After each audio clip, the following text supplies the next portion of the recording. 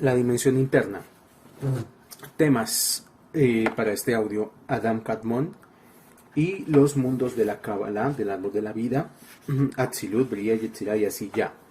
En el último audio del estudio de este libro hablamos que uno de los axiomas básicos de la Kabbalah es que en realidad nada puede ser dicho sobre el creador mismo.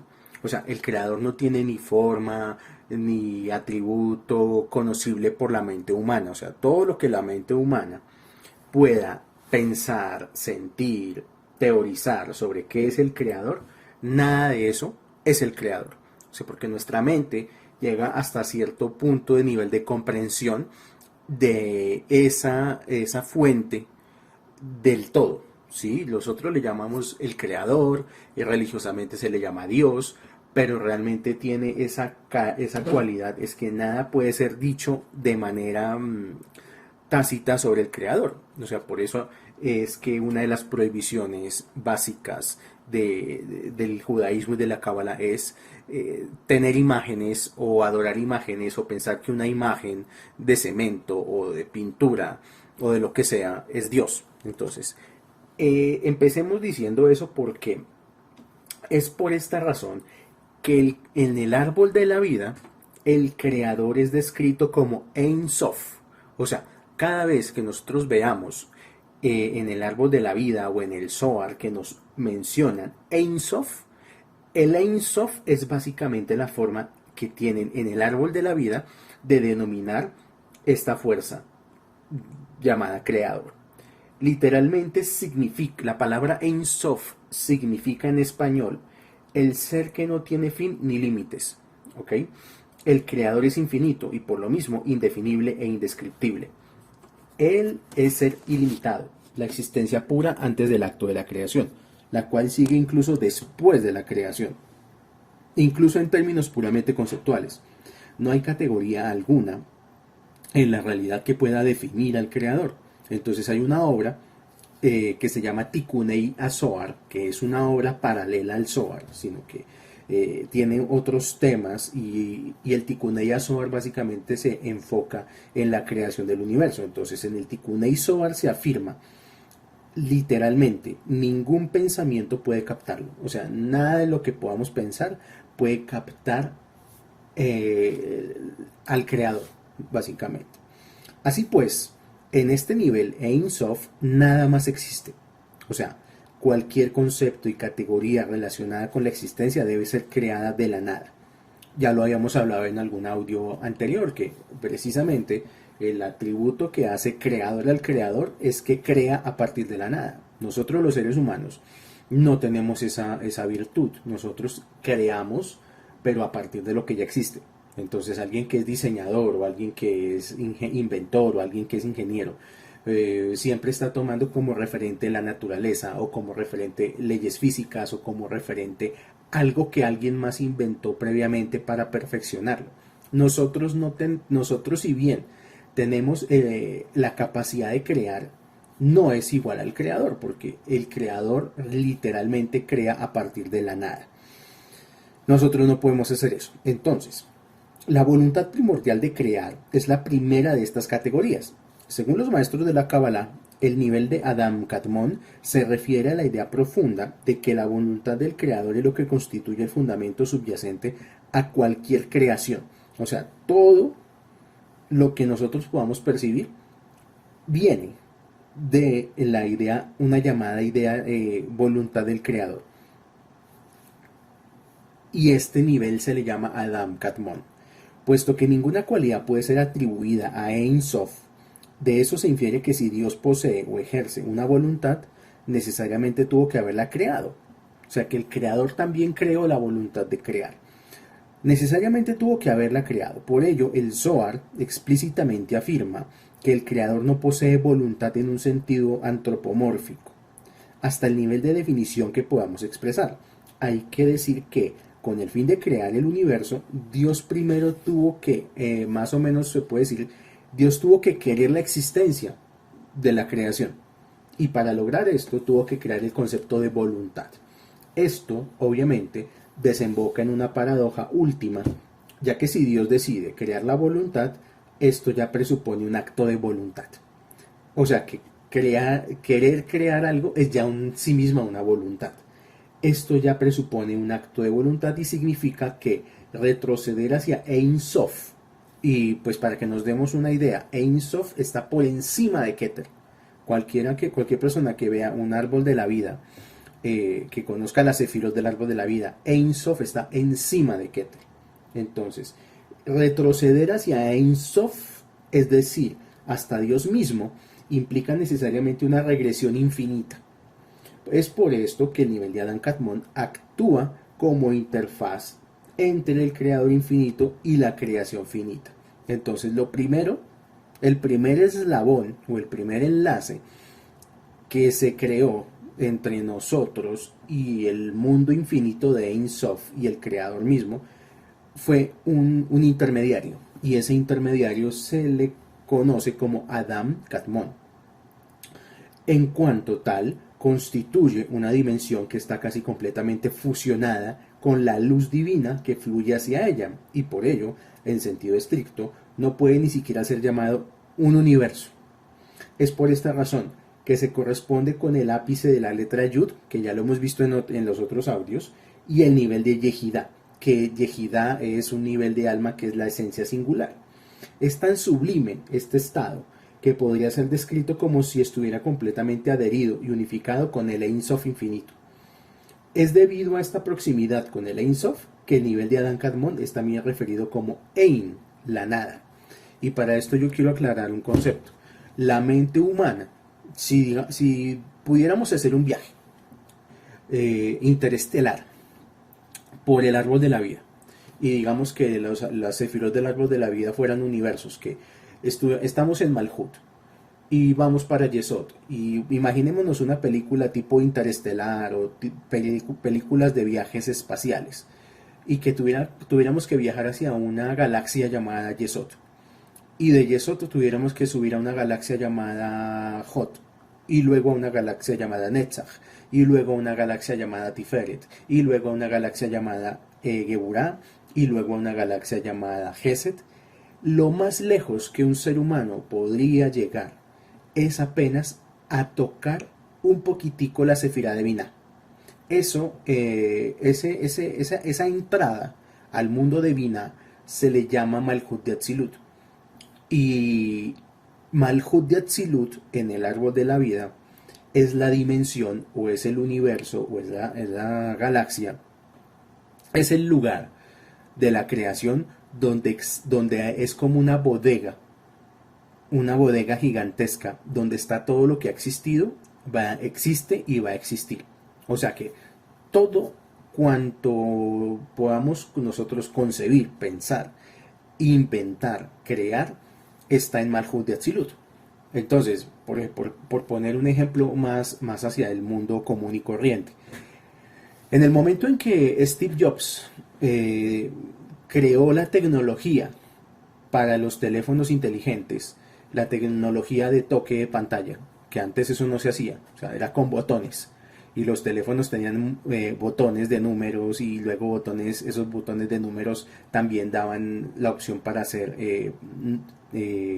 letras, ¿está bien? Se cambió radicalmente la interfaz a una pantalla de vidrio negra, y que uno puede interactuar tocando la pantalla con los dedos de su mano. Bueno, se puede decir, cabalísticamente hablando, que Steve Jobs tuvo que haber tenido contacto con Malhut de Atzilut, y de allá descargó la información necesaria para poder crear esta tecnología. Lógicamente, no partió de la nada, porque está utilizando muchos otros principios de física, de química, de electrónica, etcétera, etcétera, etcétera. O sea, Steve Jobs no es un creador de la nada. Él creó, a partir de lo que existe en este mundo, una nueva tecnología. Lo que quiero decir es que cuando una persona tiene ideas geniales, tiene que ir a estos planos superiores. El único ser humano que ha sido probado, que ha logrado entrar a Malhut de Atzilut y estar presente continuamente, es Moisés, Moshe Rabbeinu. De ahí para adelante podemos decir de que nosotros estamos en pañales y que la verdad va a ser muy difícil que nosotros lleguemos a eso. Hay un atajo que se puede utilizar para conectar con Malhut de Atzilut y es a través de los sueños, para lo cual ya hay un taller de sueños que yo imparto, donde explico ese proceso de cómo uno puede utilizar los sueños como un atajo para poder llegar a ese universo a través de los sueños. Pero no es el tema de este audio, es una explicación a por qué Adam Kadmon actúa como interfaz entre el creador infinito y la creación finita. Entonces, es debido a la proximidad con el Ein Sof que el nivel de Adam Kadmon es también referido como Ein, la nada. Esto no se refiere a un concepto de nada que implica una falta de existencia. O sea, no es la nada como que no hay nada, no. En la dimensión del Ein no hay deficiencia alguna. Antes bien, en la dimensión Ein, donde está Adam Kadmon, hay mucha plenitud. Hay una plenitud cuya experiencia directa está más allá de la capacidad de cualquier ser creado.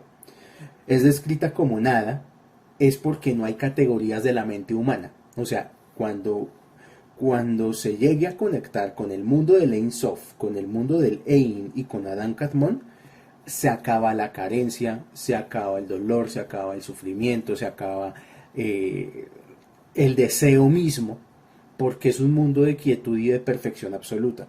O sea, es una dimensión que por eso se le llama nada, porque no hay ningún tipo de deseo ni de necesidad. Mientras que por el contrario, nosotros vivimos en una realidad de 3 dimensiones y 5 sentidos, en la cual siempre hay carencia. O sea, siempre tenemos carencia, siempre nos falta. La persona que, por ejemplo, tiene 1 millón en la cuenta y siente que le falta porque quiere tener 2 millones. Y si tiene los 2 millones, siente que le hace falta y que quiere más dinero, y así sucesivamente. Lo mismo en las relaciones personales. ¿Por qué muchas parejas se divorcian? Porque llegan a un punto donde sienten carencia, porque sienten que falta. Entonces este mundo se caracteriza por eso, porque es un mundo de carencia. Entonces el punto es que lo llamamos nada a este mundo de Lein, es porque es un mundo que hace referencia a una realidad mucho más sutil y abstracta que este mundo, que es el mundo de la creación. Allá, como en el mundo de Lein hay plenitud, pues se le llama nada.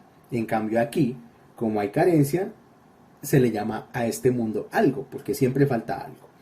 En forma similar al creador, en última instancia es insondable y está más allá de nuestra capacidad de comprensión. Por otro lado, la creación es un sistema que está permeado en su totalidad por la voluntad de Dios. No solo eso, sino que la creación continúa existiendo solamente porque Dios desea que siga existiendo. Dado que el creador existe en un sentido absoluto, todo lo demás existe solamente porque Él continuamente desea su existencia. Un arquitecto humano puede diseñar y construir un edificio y luego se olvida de él. Pero el mundo del creador es mucho más que eso. Nada podría existir sin que Él constantemente desea que exista. Sin eso, desaparecería completamente la existencia. Un ejemplo de esto que está diciendo aquí nuestro libro es la porción de Noah, del diluvio universal, del Mabul. Se supone que en ese punto ya habían pasado ciertas generaciones desde la creación del mundo y el mundo se había corrompido a tal manera que Hashem toma la decisión de que el mundo deje de existir y con él pues que todo vuelva a como estaba antes. Si nosotros leemos el libro de Génesis literalmente está diciendo que antes todo era vacío, no habían sino aguas y que el espíritu del creador flotaba sobre las aguas. Literalmente eso dice. Y que la creación cuando empieza, cuando hay separación de aguas. O sea que lo que el diluvio estaba haciendo era volviendo a juntar las aguas superiores con las aguas inferiores, para que todo fuera silencio completo y que solo hubieran aguas unificadas y el espíritu del creador nuevamente flotando sobre las aguas. De hecho, en ese sentido, la porción de Noah es muy rica en secretos y que, por ejemplo, esa decisión de volver a resetear la creación, de resetear la creación en lugar de destruirla, fue gracias a Noah, porque Noah demostró que había posibilidad de que bajara la energía de Geset a este mundo. Al poder activar la energía de Geset, pues ya la fuerza creadora se da cuenta que no es necesario destruir la creación y volver todo al estado de quietud absoluta. Lo único que de pronto era necesario era resetearlo, como quien resetea un computador cuando no funciona, y la forma de resetear la vida y la creación fue a través de un diluvio. Por otro lado, la creación es un sistema que está permeado en su totalidad por la voluntad de Dios. Esto ya lo dijimos. Finalmente, Adán Kadmon alude al propósito último de la creación. El nombre mismo es una expresión antropomórfica que literalmente significa hombre primordial. O sea, Adán Kadmon significa hombre primordial. Los maestros de la Cábala explican al respecto que esto alude al hecho de que el primer elemento en la creación fue el pensamiento de Adán, o sea, la humanidad. De hecho, hay teorías que ya de alto nivel de conciencia espiritual que afirman, esto estoy hablando de Cábala profunda, que afirman que nosotros únicamente somos pensamientos, pensamientos del Creador, pensamientos a través de Adán Kadmon, y que nosotros estamos en un proceso de ganarnos el derecho a la existencia. Entonces por eso hay, creo que es el Salmo 146 o 147 que dice que el hombre cuando muere, muere con todos sus pensamientos, con todas sus ideas, con todo su ego. Significa que no importa lo que uno piense, sienta o crea, si uno no ha logrado acumular la suficiente fuerza espiritual en este mundo, simplemente va a dejar de existir. Y entonces en eso estamos. O sea, una de las razones de tener un camino espiritual es ganarnos el derecho a la existencia. Aunque el ser humano fue el último ser creado en el orden externo y material de la creación, el pensamiento del hombre fue el primero de la creación. Entonces, si nosotros vamos otra vez al libro de Génesis, primero fue creado todo el sistema de la creación, los ríos, los mares, las bestias, los animales, las estrellas, los planetas. Y de últimas, el libro de Génesis dice que vamos a crear un hombre a nuestra imagen y con nuestra semejanza. Es lo último que fue creado físicamente, pero arquetípica y espiritualmente fue lo primero. Lo primero fue el Adán Kadmon, que es la semilla de la humanidad. El humano o el ser, la humanidad es la intención y el propósito original por el cual fue edificada toda la estructura de la creación. Es por esta razón que el pensamiento del hombre es llamado Kadmon, o sea, primordial. Y el pensamiento del hombre igualmente es primordial dentro de la creación. Así, la primera manifestación del propósito del creador es llamada Adán Kadmon, porque alude a la voluntad primordial que precedió a toda la creación y apunta a su propósito último. O sea que, al ser lo último creado, tiene gobierno sobre todas las otras creaciones. Pongo un ejemplo. Digamos que hay un músico y es un compositor. Y pues está, como todo compositor, componiendo una canción. La canción se compone de una letra y de una partitura, lógicamente. La cuestión es que cualquier músico, aún el más experto, el más talentoso, el más virtuoso, su primera composición de cierta canción pues no va a ser tan buena. O sea, el primer borrador de una canción tiene muchos defectos. Entonces, sobre esos defectos hay un segundo borrador donde se pule la letra, se pulen los acordes, se pule la música, hasta llegar al final, después de varios intentos, a la canción propiamente dicha, ya con todos los arreglos, los acordes, ya una canción pues que se espera de ella tenga un éxito comercial, etcétera, etcétera, etcétera. Entonces, eso también aplica a la creación, que el ser humano tiene la capacidad Y esto, digamos, es una de las cosas que la Kabbalah más devela, que ninguna otra disciplina espiritual la ha podido develar. La Kabbalah nos muestra que el hombre tiene la capacidad de controlar su vida y de hecho es la misión de regir la creación. Volvemos a la porción de Noah. ¿Por qué el creador decide enviar un diluvio que arrase con todo? La razón fundamental es porque el hombre estaba utilizando mal ese principio de que es el principio fundamental que rige a todas las otras creaciones de este mundo.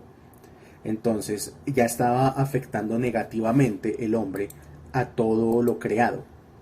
Hay un midrash que dice que incluso los animales empezaron a tener comportamientos de apareamiento homosexual, básicamente porque eran los seres humanos los que empezaron con esas prácticas. Estamos hablando de la época de Noah.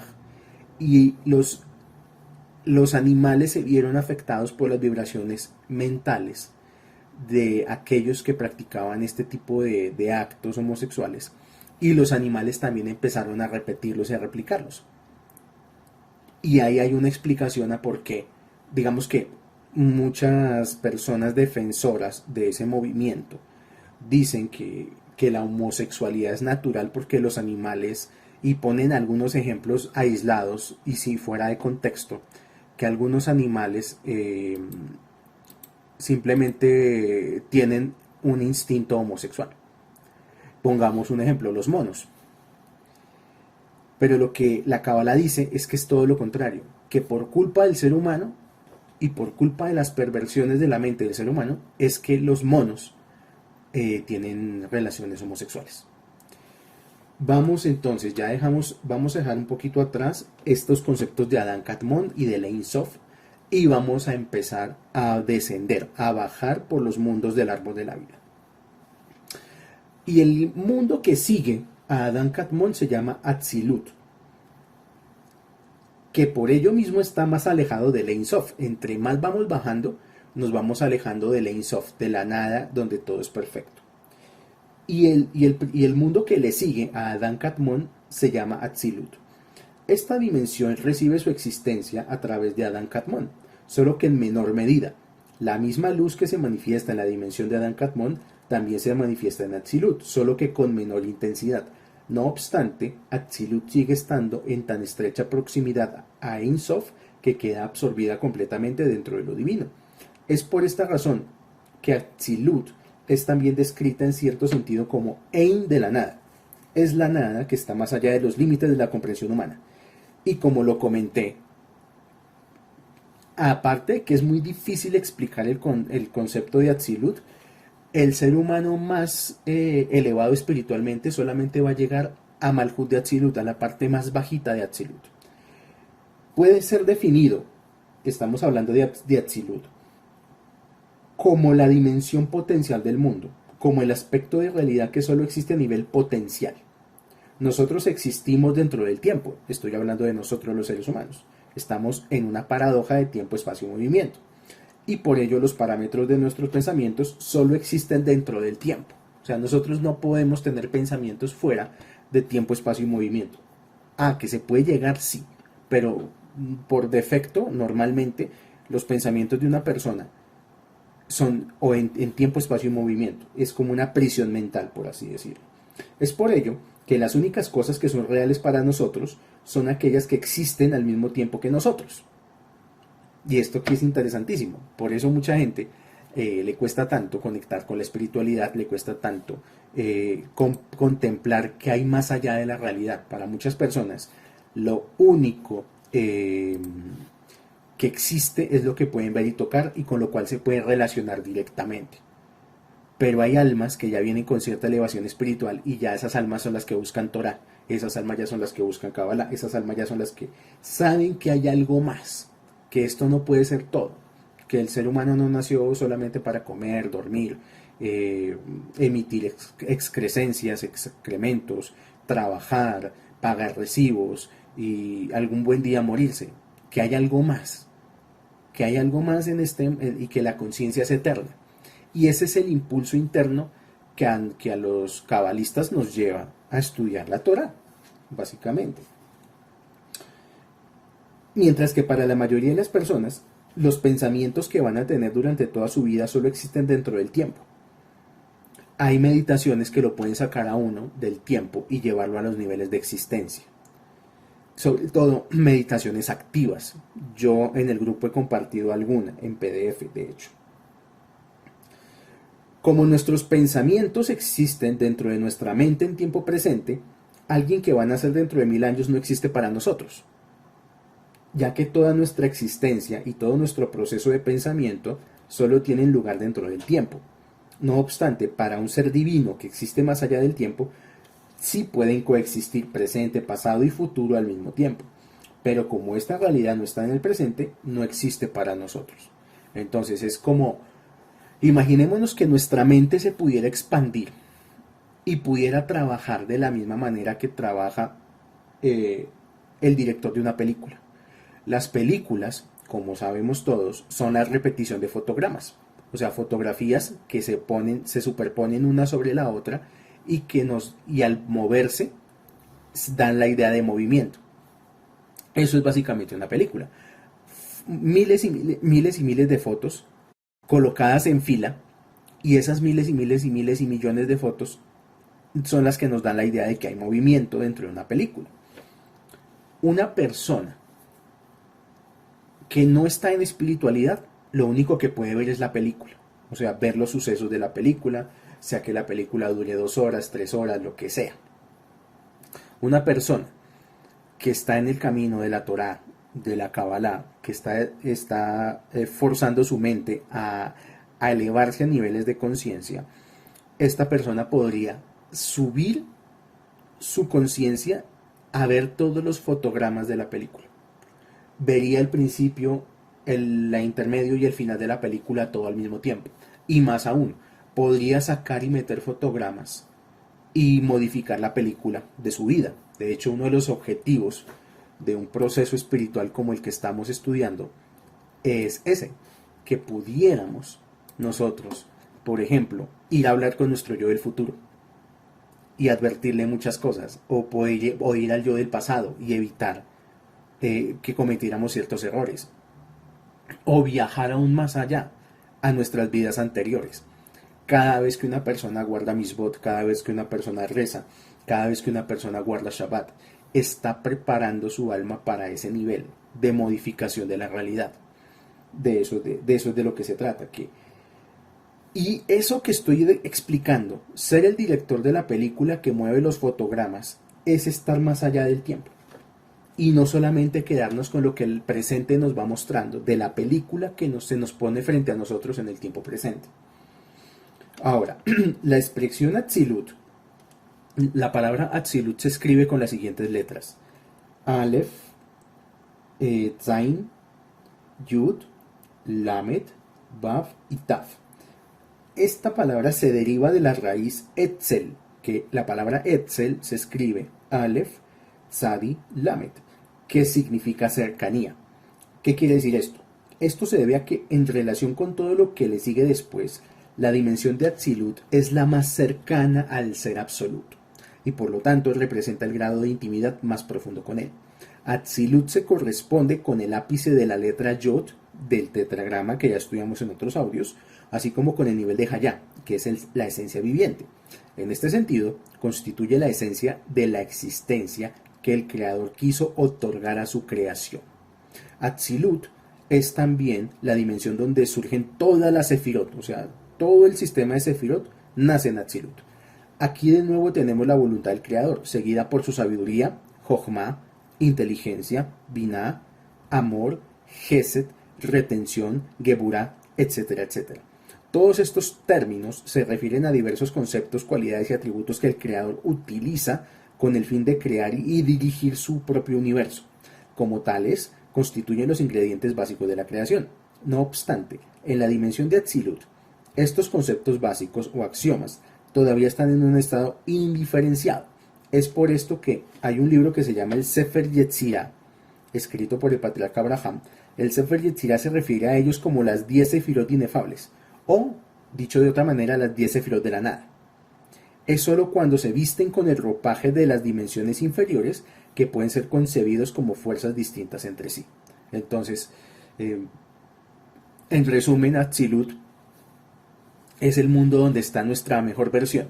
O sea, la mejor versión de cada uno de ustedes que escucha este audio ya existe en Atzilut. Esa persona con prosperidad ya existe en Atzilut. Esa persona con salud, esa persona con bienestar, esa persona con felicidad, con amor en su corazón, con su pareja, con su alma gemela. Todo lo bueno de la creación para cada uno de ustedes ya existe y está en el mundo de Atzilut, más concretamente en Malhut de Atzilut. Y más allá no es posible hablar, porque ya son dimensiones que nuestra mente no las puede sencillamente como imaginar ni contemplar. Después de Atzilut, vamos más abajo. Hay un mundo que se llama Beriyá. La dimensión de Beriyá, que es la creación, está en el nivel inferior que sigue a Atzilut. Es en Beriyá donde comienzan a manifestarse los efectos del Tzimtzum, que lo hablamos ya en audios anteriores, de la contracción del creador. Entonces, la dimensión de Beriyá está en el nivel inferior que sigue a Atzilut y recibe su existencia a través de esta última dimensión. Es en Beriyá que los efectos del Tzimtzum, la contracción inicial de la luz divina, comienzan a manifestarse. Mientras que Adán Kadmon y Atzilut son considerados ambos parte del Yihud, o sea, de la unidad del creador trascendental. La dimensión de Beriyá constituye el primer nivel de Perut, el estado de existencia, que ya el estado de existencia es separado e independiente. La palabra Beriyá se escribe con las siguientes letras: Bet, Resh, Yud, Aleph, He. Y esta palabra se deriva de la raíz hebrea Bará. Bet, Resh, Aleph. Y de hecho, cuando empieza el libro de Génesis dice Bereshit bara Elohim et Hashamayim bet Haaretz. Pues la palabra Bará significa crear y está relacionada con la raíz aramea bar, o sea, bet y resh, que significa afuera o externo. Es por esto que el concepto de Beriyá denota crear algo nuevo y distinto completamente de la nada. Una creación nueva. En hebreo se diría más o menos Yesh Me'ain, una frase que más o menos literalmente significa crear algo de la nada. Respecto de Atzilut, que es definida como nada e inefable, la dimensión de Beriyá es distinta de lo divino y se encuentra fuera de él.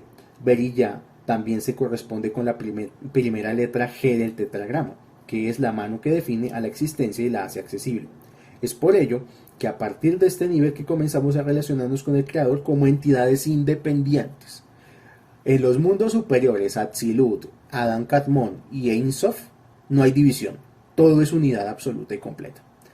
Pero ya llegando al nivel de Beriyá, ya empezamos a ser personas independientes unos de otros, con nombres independientes. Ya empieza a existir Juan, Pedro, María, etcétera, etcétera, etcétera. Es en la dimensión de Beriyá que se origina el nivel de Neshama.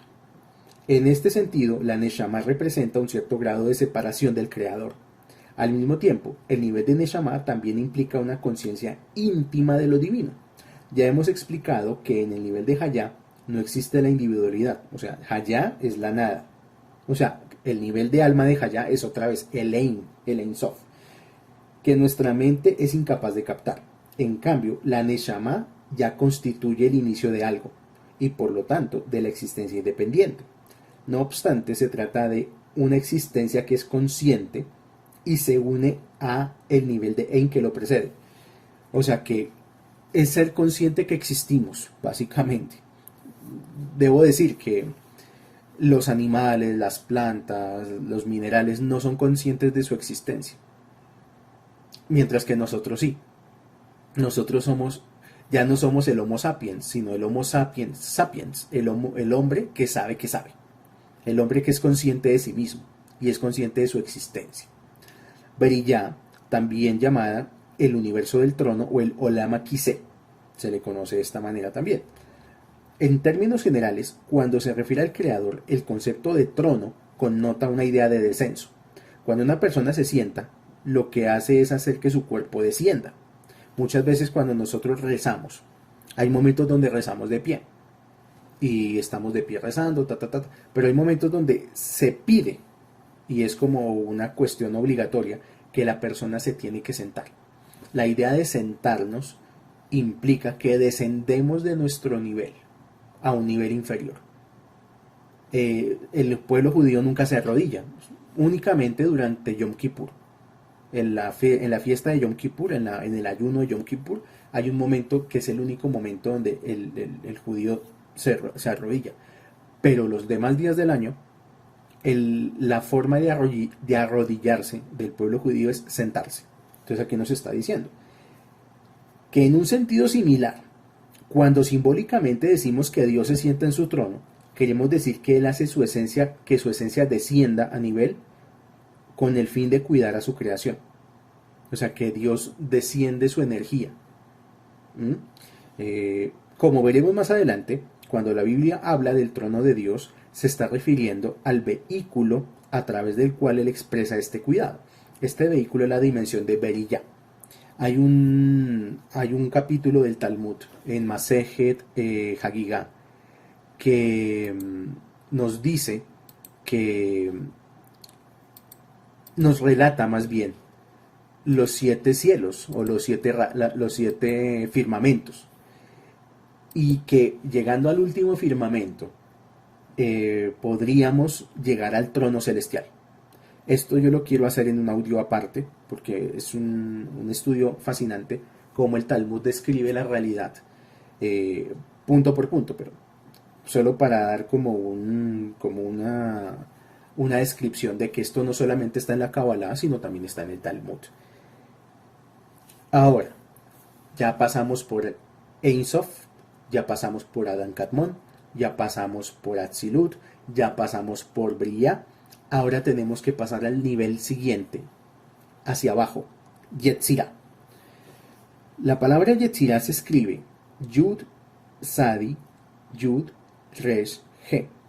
Y la palabra Yetzirah se deriva de la raíz Yatzar, que la palabra Yatzar se escribe con las siguientes letras: Yud, Sadi, Resh. Lo que significa la palabra Yatzar es formar o formación. O sea, no es lo mismo crear que formar. El concepto de Yetzirah se refiere pues a la formación de algo a partir de una sustancia que ya existe. En hebreo esto se dice yesh me yesh, o sea, formar algo de algo, que era lo que explicábamos, en lo que se explicaba anteriormente. Cuando una persona crea algo, lo crea a partir de algo, no a partir de la nada. El fenómeno de los inventores, de los pintores, ese tipo de cosas, ese tipo de situaciones creativas parten de algo, o se copian de alguien, o buscan un referente en la naturaleza, lo que sea.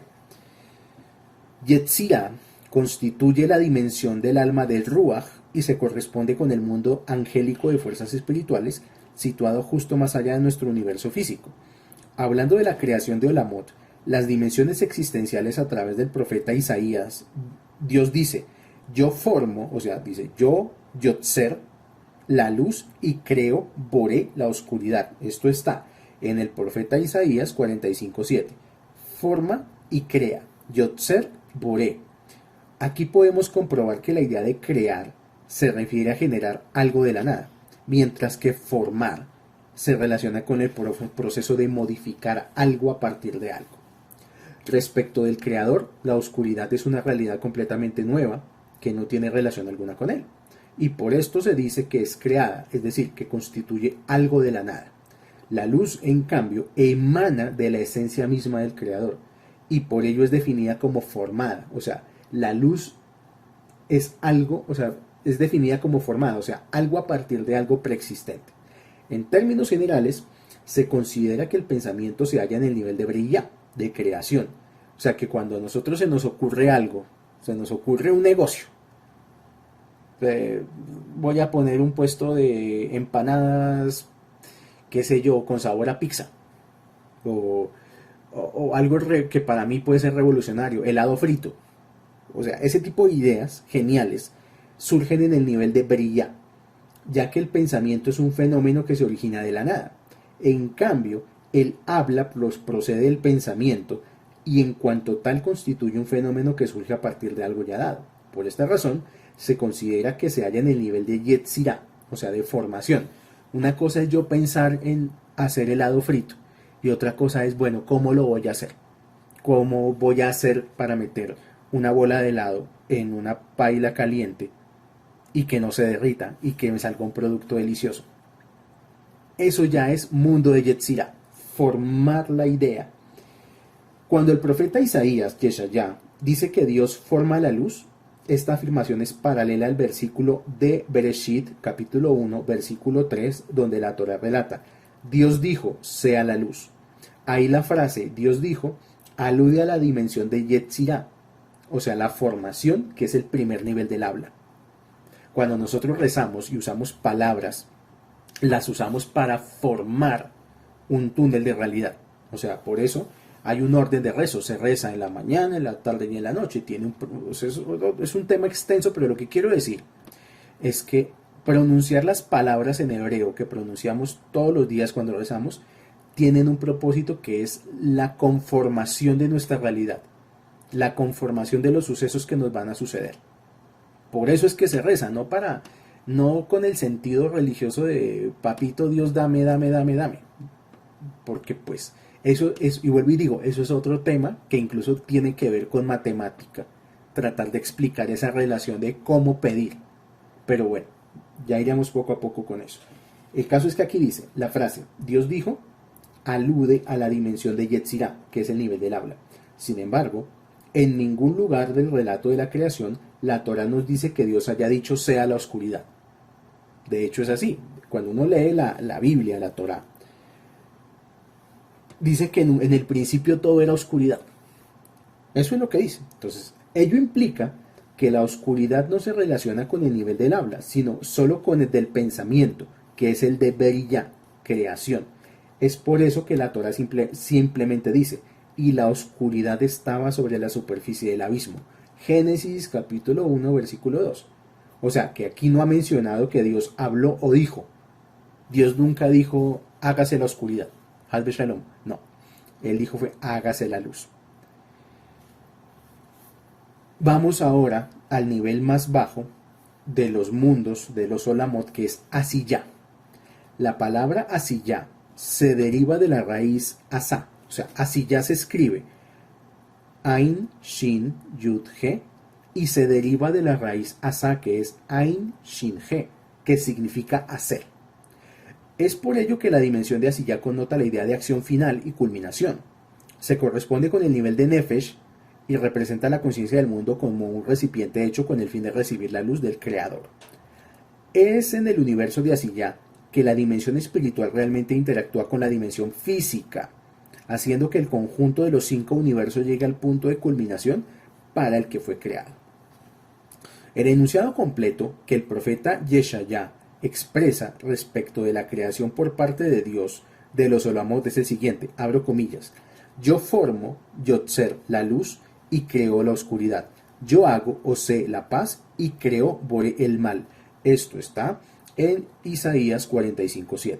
El acto de creación generalmente se refiere a la primera etapa de un proceso creativo, en la cual se genera algo de la nada. En cambio, hacer ya se refiere al hecho de llevar un proceso a su culminación. Volvemos al ejemplo del helado frito.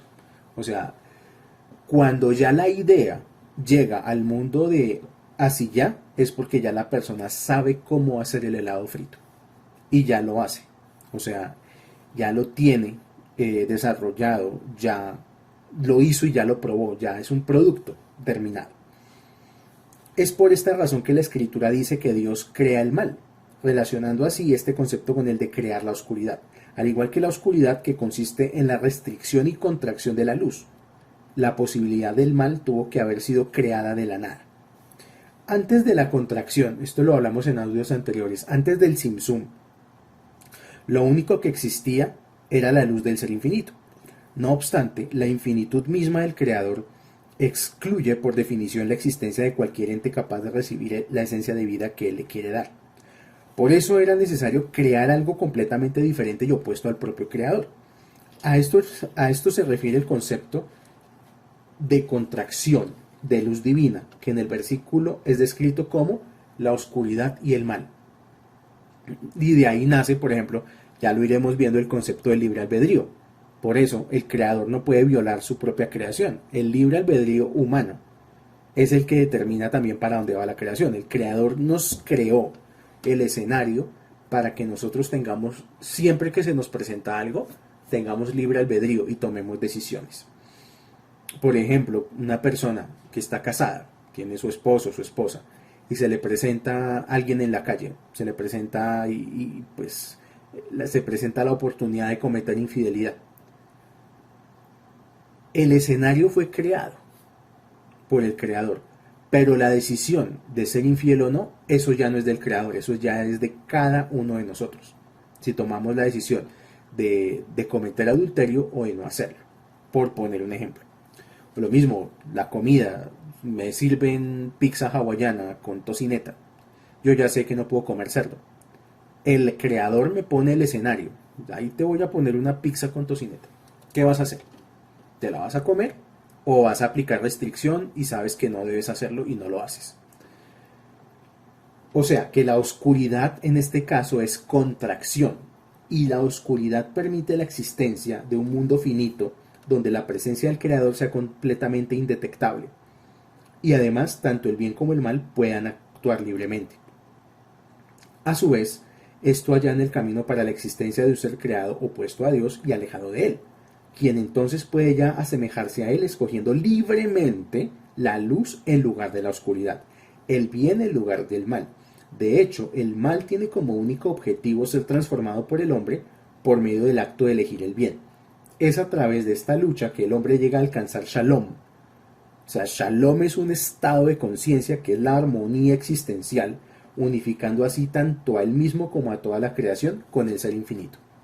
Esta creación es un teatro, es una ilusión, que tiene como único objetivo medir cuáles van a ser nuestras decisiones sobre la misma. Y para eso el creador creó la oscuridad. La oscuridad la creó fue para él ocultarse, para que quien lo busque dentro de un mundo oscuro como este.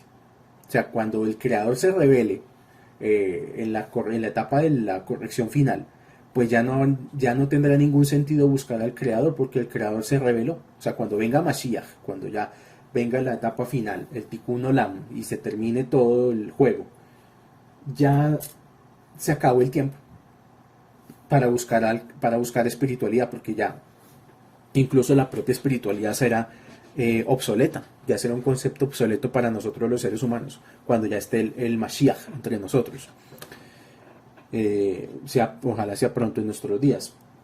Mientras el creador se oculta en los mundos superiores, es que nosotros tenemos la oportunidad y el libre albedrío de buscarle espiritualmente, de buscarle intelectualmente, de buscarle filosóficamente, de tomar decisiones asertivas sobre nuestra vida, de aprender a bajar intelectos de los mundos superiores y convertirlos en este mundo de Malhut en hechos concretos. Dejamos este audio hasta aquí. Para el próximo audio vamos a estudiar la visión del profeta Isaías, la visión del profeta Yeshaya, que esto es también un tema bastante complejo a través